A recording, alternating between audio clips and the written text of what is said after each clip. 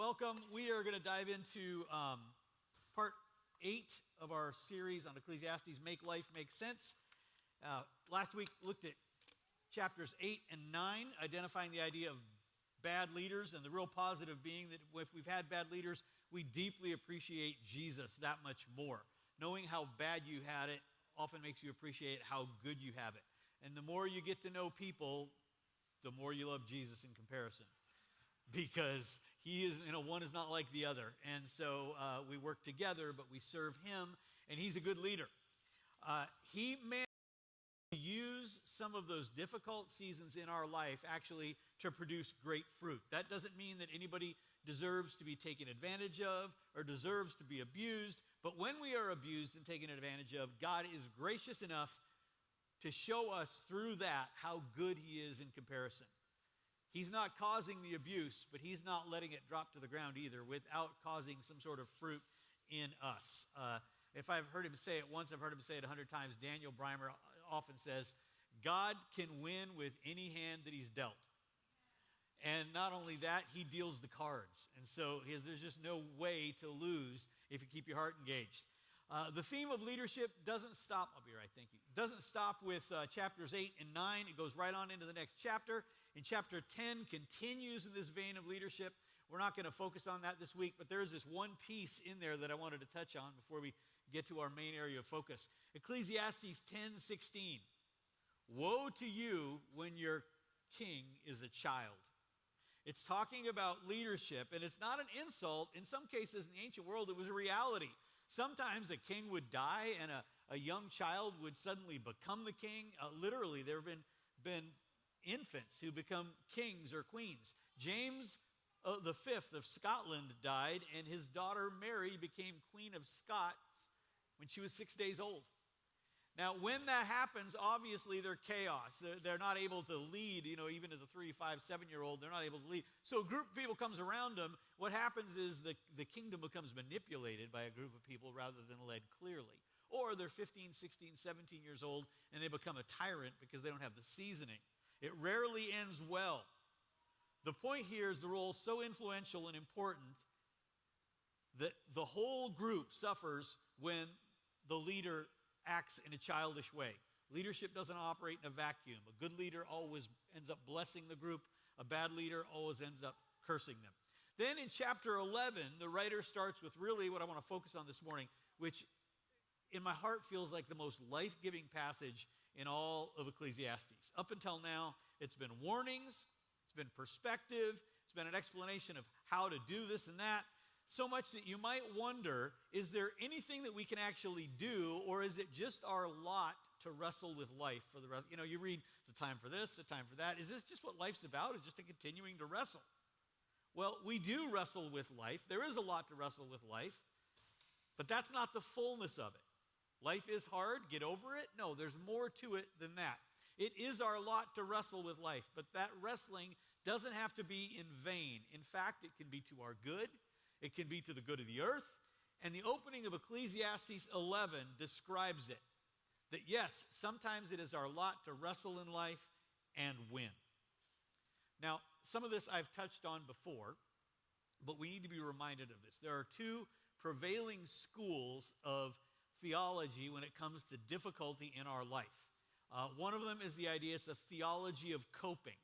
It is the belief that Jesus is enough even if you never get healed, that with Jesus you will be sustained through the darkest periods of life and you will be able to cope. And that is actually biblical. There's a grounding for that.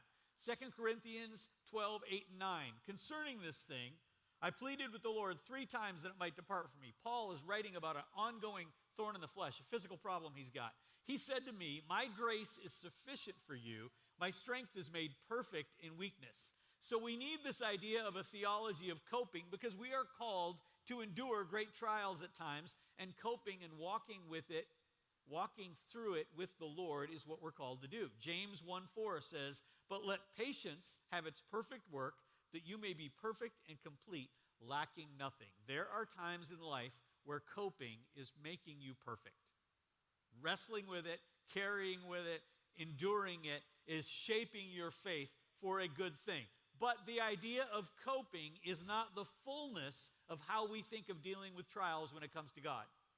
Because while there is a theology of coping, there's also a theology of breakthrough.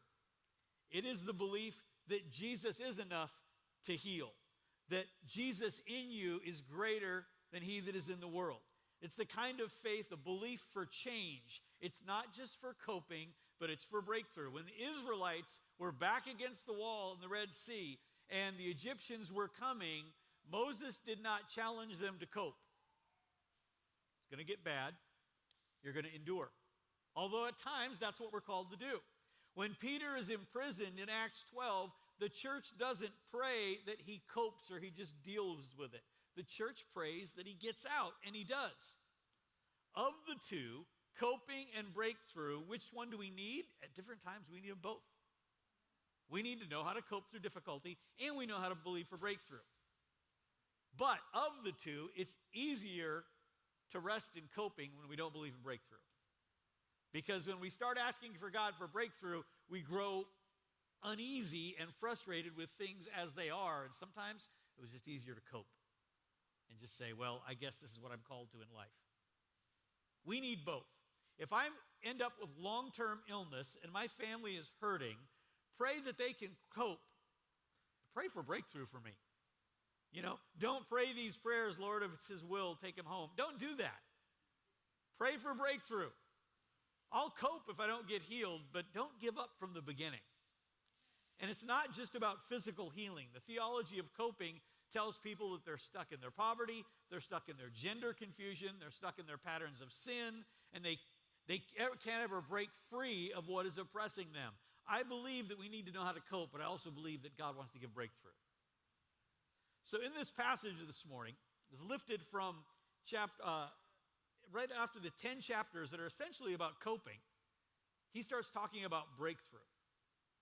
For 10 chapters, Ecclesiastes has told us how to cope with the repetitive nature of life, how to cope with our own limits, how to cope with hard work and seasons that are too long, even how to cope with bad leaders. All of those are things that we need to know. But then in chapter 11, it opens up, and there's this catalytic development where he also lays out the idea that breakthrough is an option. Now, let me give you the following disclaimer, okay? This next 30 minutes or so, there's going to be a lot of stories. Some of these are actually stories you've ever heard again. I'm not apologizing. I'm just acknowledging that we're going to tell some stories here. Because coping is often related to skills. But breakthrough is related to faith, and faith sails on the wind of testimony. Like, I can't argue you into faith. I might be able to paint a picture, and you say, oh, I want that picture. And so there will be stories this morning, and a few of you you've already heard, or some of you have already heard. But the stories build faith. These early verses in chapter 11 describe a life of faith and freedom and productivity and blessing and receiving blessing. Knowing how much of life is just coping, just hammering at the rock pile of life, it's refreshing to learn that there could be more, and it's hard to imagine why people wouldn't want to avail themselves of it. But the reason many of them don't is there is risk involved, because there's risk involved in anything that's worth living for. In fact, breakthrough and risk walk together, hand in hand. Coping can be hard, but it's safe. Things can't get worse. They just are what they are.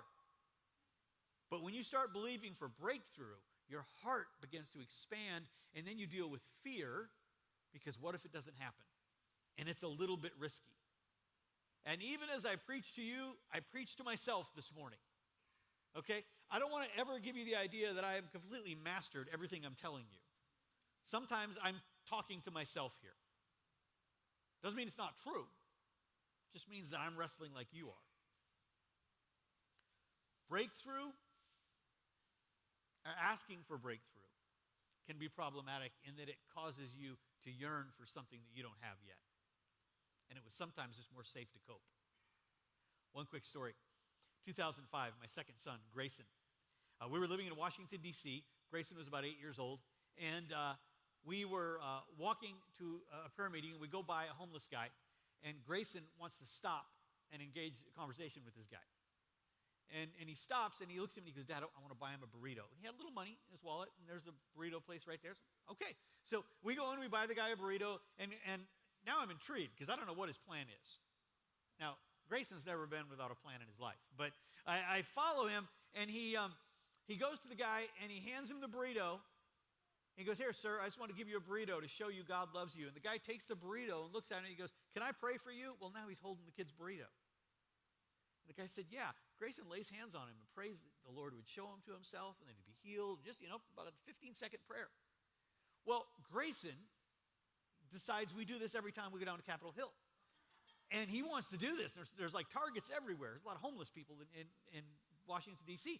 And, at night I would find myself reloading his wallet. He never really figured out why he never ran out of money. It's because, Dad was reloading his wallet every once in a while so he could do this. And I remember one time we're on our way again to another prayer meeting, and he stops to buy a home. And we're walking away, and I see there's tears in his eyes. And I said, what's wrong, Grayson? And he goes, Dad, I'm glad I can buy him a burrito. It's good to feed these guys, but I want to see one of them healed. I said, Dad, one day I'm going to get one. There's something in your heart. It's risky to say, one day I'm going to get one. It's riskier to believe for breakthrough than it is to believe for coping. That theology of breakthrough, one day I'm going to get one. The Lord is able, and you don't even have to fully see it to believe it. Because in Romans 4:3, Paul wrote that Abraham believed in God, and it was counted to him as righteousness. And Abraham didn't see it until after he'd passed away, but he saw it. So we've got to learn to cope with some disappointment. We've also got to live lives of expectation. In Ecclesiastes 11, we see Solomon, we believe it's Solomon who wrote this, his expectation starts to rise. He doesn't oversimplify it, but he teaches us three really distinct things. First thing he talks about is the idea that the kingdom turns on generosity and risk-taking.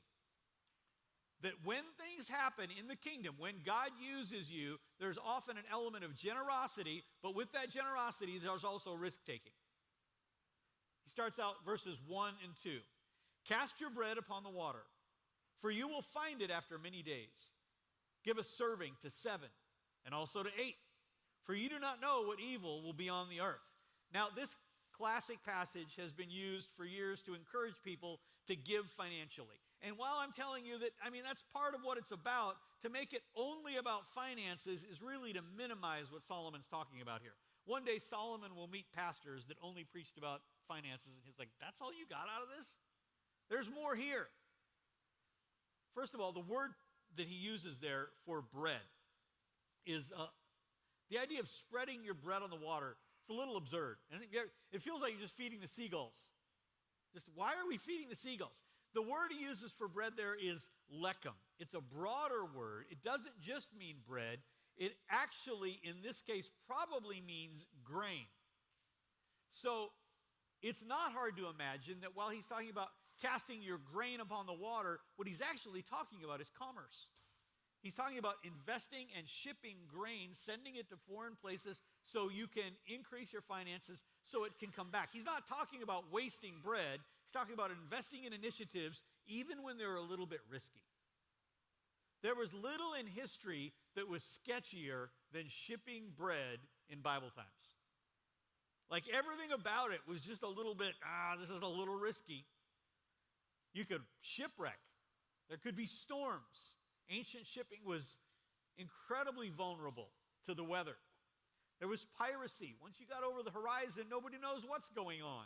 There's all kinds of people out there who wants to steal your things. There was the idea of spoilage. The thing about shipping grain is you got to keep it perfectly dry. So you're going to put it in a boat and put it in the water. You see how this could be problematic. There's the idea of navigational problems, using stars and getting blown off course. There's extremely long days. What's Solomon's phrase there? After many days, it may come back to you. Even if it works, it's going to take a long time.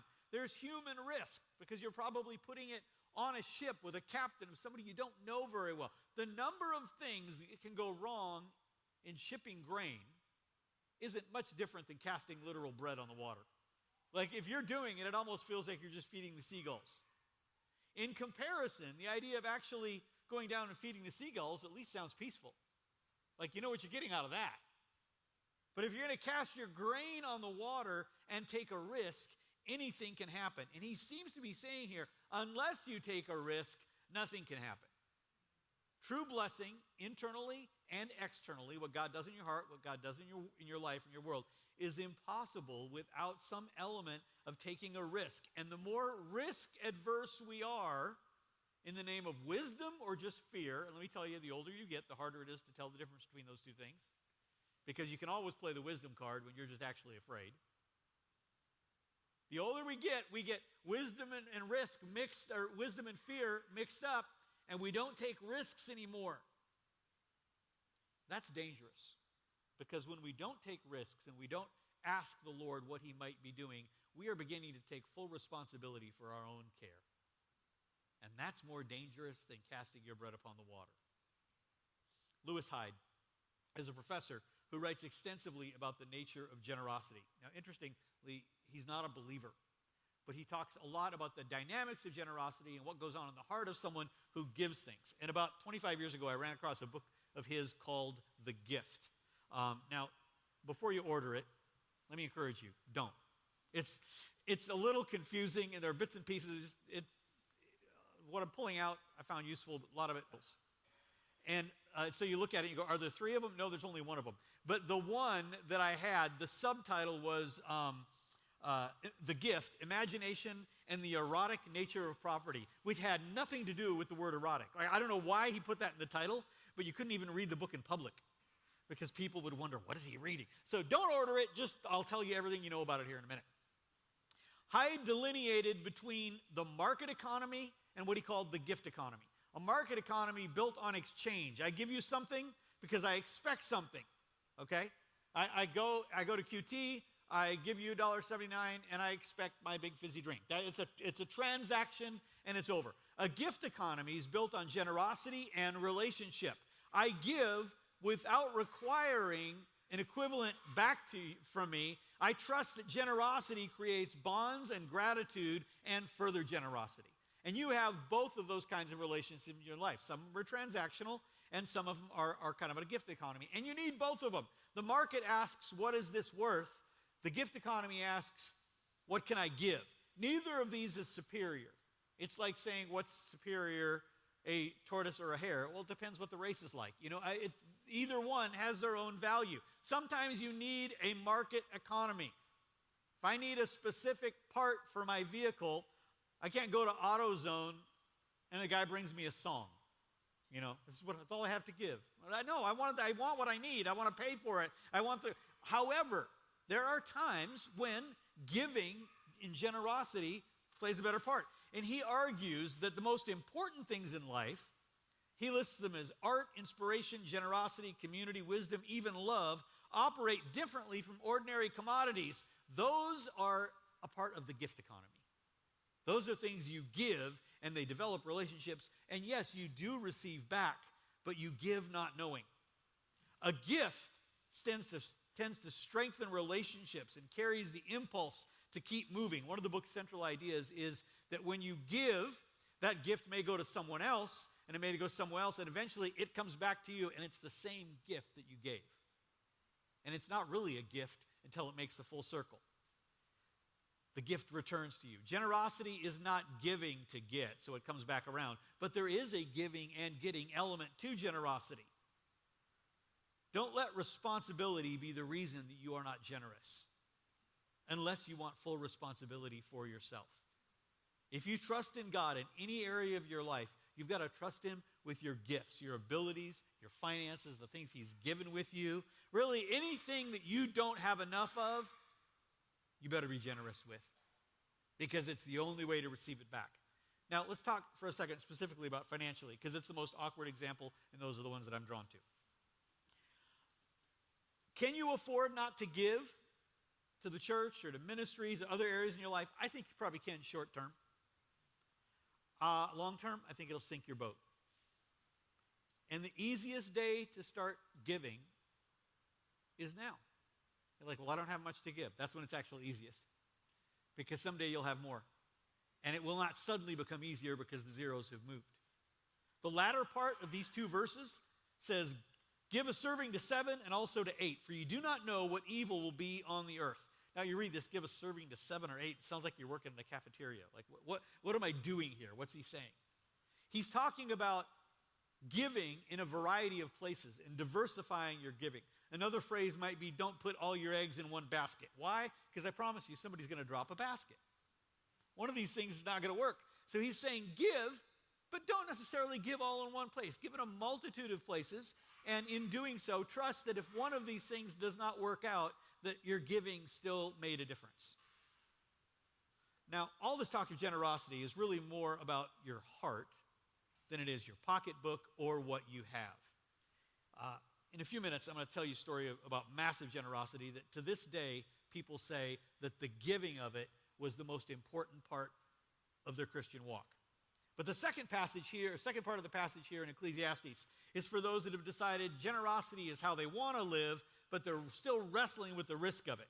Even the close of those 2 verses underscores that it's risky. It says, for you do not know what evil will be on the earth. It's even telling you as you give, it's a scary world. May not turn out the way you think it's going to.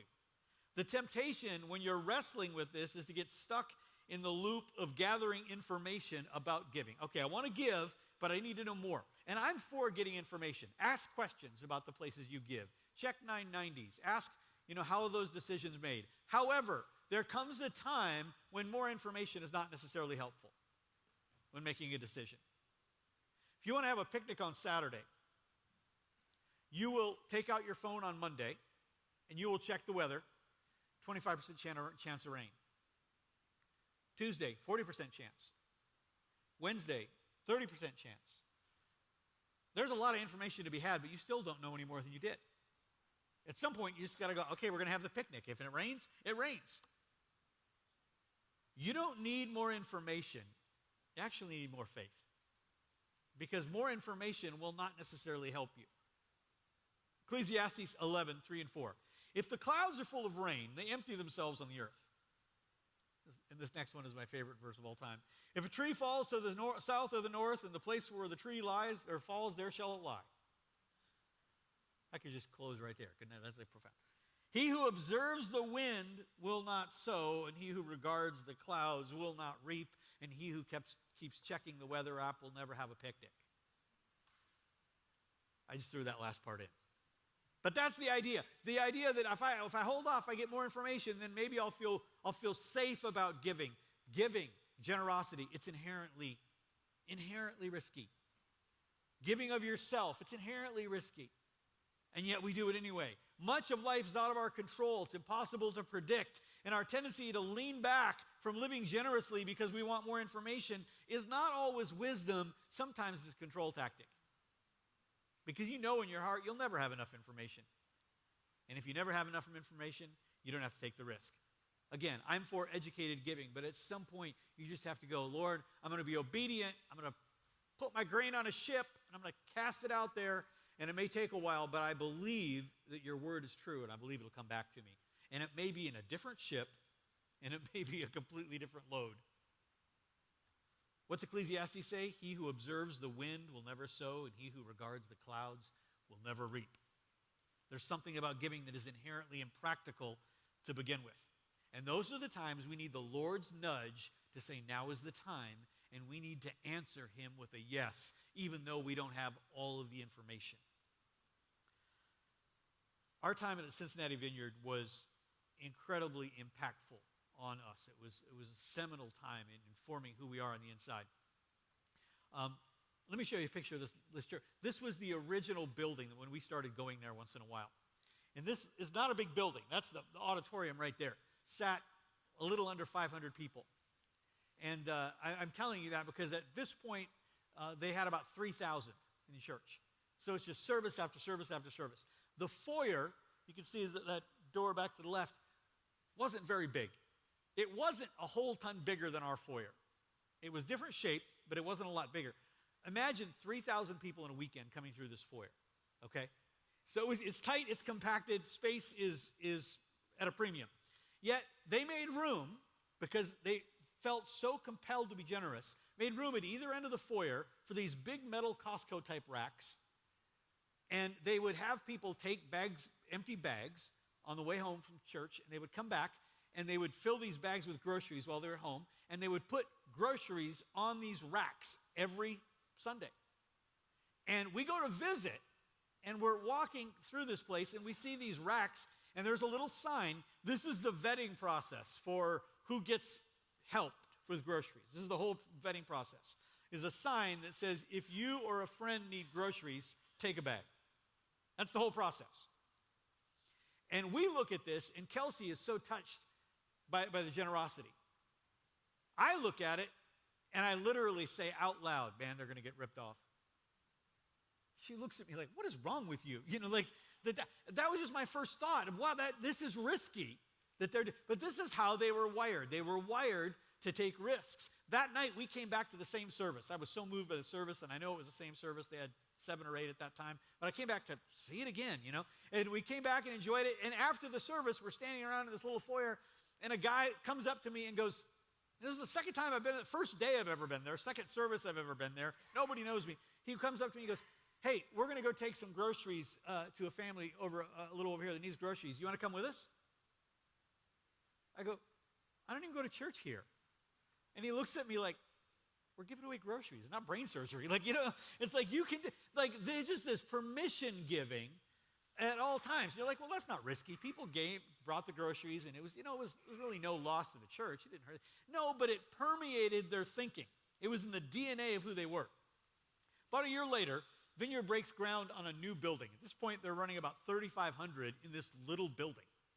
And so they break ground on a bigger building that they start with 5 services. Like, that's just their mentality. But in the moving out, the plan was, let's sell the old building, use the money to put down on the new building, just like you do with a house or anything else. So while they're in the process of thinking about this, the pastor goes to Singapore. He's preaching in Singapore, and he's sitting having coffee, and as he tells it, feeling pretty pleased about myself that we're moving into this new building, and it's exciting, and I'm drinking my coffee, and he said, as clearly as I've ever heard the Lord tells me, you need to find a church that's nothing like yours and give them your old building. It's like, give them? Like, we were going to use the money from the old building to get in the new building. He said, give them the old building. So he comes back to the States. He's got a meeting with his board that week, and he's a little anxious about this because he needs to tell the board, I believe the Lord wants us to give our building away. So he sits down, he tells them, he says, guys, I really think I heard from the Lord. And they said, stop, because we think we've heard from the Lord, which is either a very good or very bad thing. You know, it's either like we're in sync or now we have dueling prophecies. And he's like, what did you hear? They said, while you were gone, we think we're supposed to give the building away. He's like, oh, that's what I think we're supposed to do. I think the board was kind of hoping he felt differently and it could talk him out of it. Well, then they realized that they still owed $600,000 on the building that they were trying to give away. Giving somebody a building with a $600,000 loan is like giving someone a pregnant cat. Thanks for the cat. So they had to raise $600,000 to pay it off so they could give it to another church. They said, we got 30 days to do this. They challenged their church to raise $600,000. I don't care how many thousand people you have in your church. $600,000 is a lot of money. It comes down to the last day. They have an all-night prayer meeting that God would bring in. People are bringing in titles to second cars. People are sacrificially giving to and they don't even know what church they're giving it to. They pay the building off, and Steve finds a church nearby that's meeting in a little rented facility. It's a black church. Vineyard is very white. It is pastored by an African who came to the United States to plant a church as a missionary. And for the first year or two, had his church in his living room, and the only people who attended were his wife and children. And they did full-on it wasn't like house church, let's eat pretzels and see what the Lord is saying to us. No, it was like he stands and he preaches, and one of them plays the organ. They take an offering. Like, they hold on a full-on church service just with his family. And it starts to grow, though, and now they've got about 100 people. Well, they find this little church, and they invite them to come, and they weren't really entirely truthful to him. They didn't lie to him, but they said, we want you to come, and we want your choir to sing, which I don't think a Vineyard church has ever had a choir in history. But they bring this black choir, and of course they're amazing, and the vineyard loves it. And when it's done, the pastor gets up and said, we're really glad you were here to sing for us and really blessed us, but really this was a bit of a ruse. And what we really want to tell you is we're moving out of this building in 6 months. And when we move out, the entire building and all the fixtures, everything you see, the computers, the lights, everything with the people, everything is all yours. In fact, maybe some of the people stay. I don't know. But the whole building is yours. The pastor's wife falls out. Bonk. In all 5 services, for real. Like, it was like she was so deeply impacted in this. They give them this building, and to this day, I was talking to the pastor this week about this. He said, please tell your church. I still hear people say, that was the most impactful thing I did in my entire Christian life, was to contribute to give that building away. Now, this could have gone wrong 6 ways from Sunday. They didn't have the exact same theology as this other church, but there was risk involved. Sometimes when you're generous, you just have to take a risk. In fact, every time you're generous, you have to take some sort of risk. Scripture says, he who observes the wind, he who wants to measure everything, he's never going to sow. And he who regards the clouds will not reap. I want to ask if the worship team would come back. There's just one last thing here I want to share with you. The Achilles heel of leading a generous life in finances or in time or whatever the Lord is calling you to be generous with is the idea that we don't know how it's going to turn out. And we've got an imagination of how this could work, and nothing in our imagination really is worth taking the risk. God specializes in working outside of our imagination. Generosity is not governed by the natural state of affairs. That's why you don't see it in nature. You don't see the jaguar, eating the wildebeest and going, oh, I got to get the lion. There's plenty of for all of us. It's not, generosity is not this thing is natural. Ecclesiastes 11:5 says, as you do not know what is the way of the wind, or how the bones grow in the womb of her who is with child, you do not know the works of God who made everything. When you're generous, you don't know what God is going to do. That's the best thing about it. You don't know what God is going to do. So let's double down on generosity in our lives. I don't know what that means for you. That may mean giving. It may mean time. It probably means some of what you have least of. But this section closes up verse 6. In the morning, sow your seed. And in the evening, do not withhold your hand. For you don't know which will prosper, either this or that, or whether both alike will be good. It could be you sow 6, 7 places, and all 7 of them bear incredible fruit. But I promise you, you will not regret the obedience and entering in to a generous life. I want to ask you to bow your heads for a moment, right where you are.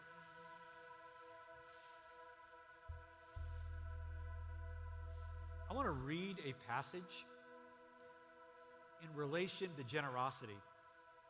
And I want to speak to the anxiety that some of you have. And it's really not that you are not wanting to be generous. It's actually fear. Your heart is in the right spot, but your mind is out of control. And I'm going to read this passage, and if this is one, if it resonates with you, I want to encourage you to stand right where you are. And we're just going to pray a blessing of generosity on you. But this morning, for those that you've got a heart, you want to give of your time, you want to give of resources, you want stories, you want to say, one day I want to get one, and yet you're locked up. If this passage resonates with you, I encourage you to stand. Therefore I say to you, do not worry about your life, what you will eat, what you will drink, or about your body or what you will put on. Is not life more than food, and the body more than clothing. The Lord is speaking to some of you right now. Look at the birds of the air, for they neither sow nor reap or gather in barns, yet your heavenly Father feeds them. Are you not of more value than they? Which of you, by worrying, can add 1 cubit to his stature? So why do you worry about clothing? Consider the lilies of the field, how they grow. They neither toil nor spin. Yet I say to you that even Solomon in all his glory was not arrayed like one of these. Just keeping your heads bowed for a moment. It is not immaturity to say, I want to be generous and I'm wrestling with it. It's not. It's reality. And the Lord sees it, and he puts fire and encouragement in our hearts. Just like when a child asks for something, does a parent give it a stone? Gives them good things. If you're standing right now, I want to just ask if you would come down to the front. We want to pray for you really quickly. This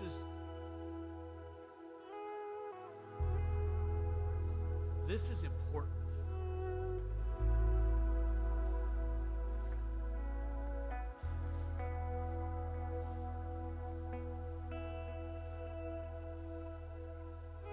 Stand with me if you would.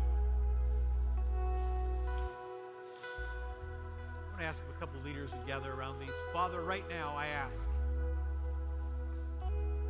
for those that are saying, I want to be generous. I want to get past the fear and the idea of that I don't know how this is going to turn out. Lord, what a noble thing to be a part of. And I ask that a spirit of generosity would rest on them, of excitement of what the Lord might do. Lord, you are King of our resources. We don't pretend to think that we can govern them as well as you can. So right now, I pray that of these couples down here and across the room, those that are struggling with the release of something, that you would give them courage in their heart to release to you what is yours anyway. God, I pray that the bridge would be marked with exceptional generosity as a church family. And even as we want to lean into this as individuals, we would lean into this corporately. We used to use the phrase of BHAG, a big, hairy, audacious goal. God, would you speak to us about a big give? About something that we can give our yes to, that would declare that we're not going to be ruled by fear or the idea of not enough. In your kingdom, there is enough.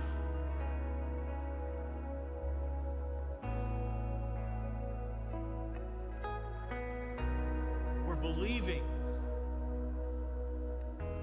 for that ship to come back loaded with good things because we sent it out on the water and we took the risk. Father, I speak to myself. Stir up the element of risk-taking in my own heart. I stand with these others. We're asking for it, God. Right now, if the Lord is speaking to you about a specific give, let me just encourage you. Don't take your foot off the gas. Give him a yes right now. So we just continue to pray. Let's just begin to worship.